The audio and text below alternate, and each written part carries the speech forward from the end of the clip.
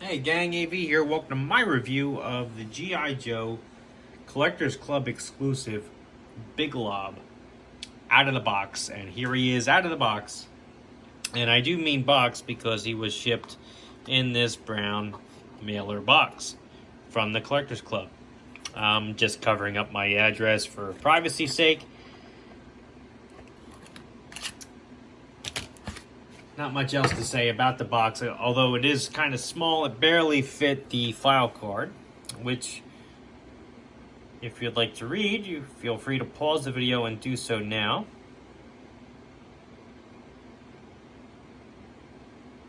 Always a fan of the file cards, and they did put some effort in those, unlike the retro collection that we're getting now.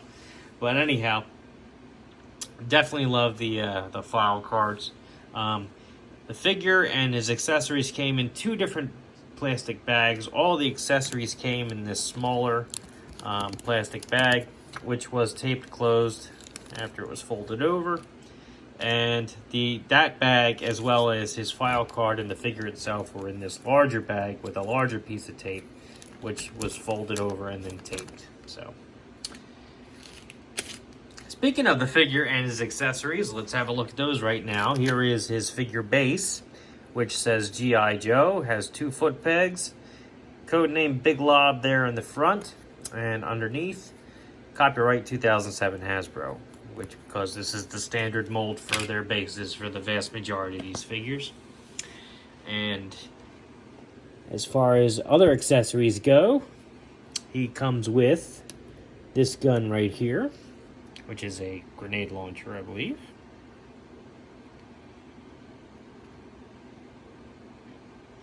Nice detail on this. Definitely looks the part. Looks pretty cool to me.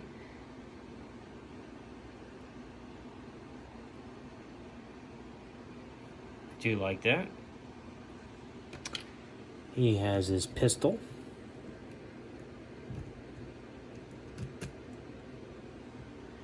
Which is right here. Oops.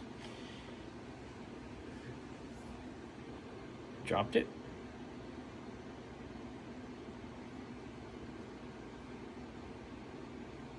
It's pretty cool. He has a removable bandolier, which you can pop his head off and get it off that way. It fits very loosely on the figure, so shouldn't be any trouble to get that off of there. Let's have a look at the figure himself before we get into the articulation and everything. He's got the basketball jersey on. It says 14 there.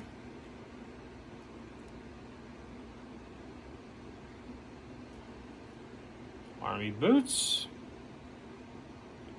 I do believe that this is more or less the same mold as the Roadblock figure from Retaliation. First wave of Retaliation. With the exception of the hands, he actually has a proper right hand as opposed to the Retaliation Roadblock. Very cool, though. Definitely looks good. Let's get into his articulation now. His head is on a ball joint. Can do a full 360.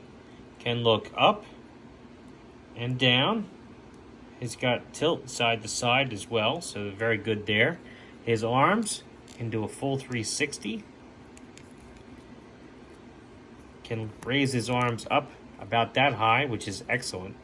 There's nothing at the bicep. His elbows can straighten out as well as bend about 90 degrees, which is very good for a muscular arm. His wrists rotate 360 degrees, and that's it. No hinge there. Ab crunch, pretty good and not hindered by his bandolier or belt or anything. So very good articulation there. Legs can go up about that high. Back, hardly at all. He can do a split very well. He's got double jointed knees. No, I'm sorry. Wow, single jointed knees. That's it, just single jointed knees and no ankle articulation.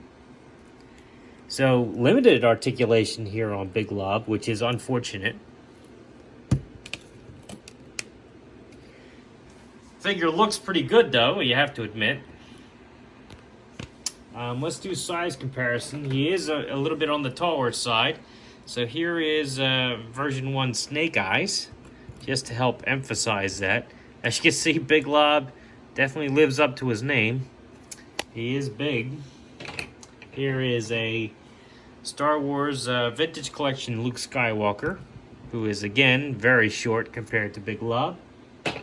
Here is a true 4-inch figure, the Boss Fight Studio Knight Blank, who is actually smaller than Big Lob too. And last but not least, we actually have Captain America, who's a little on the taller side, but not quite as tall as Big Lob, as you can see. Big Lob is bigger than him, so.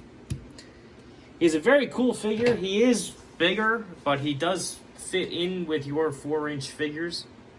He's meant to be taller than them. His articulation, as I mentioned, is lacking, unfortunately, especially in the legs. But he is a decent addition to your line, because this is the only way you're going to get a modern version of this character. I do think that going with the muscular body was the right idea for this character. He definitely looks the part. He's a cool looking figure.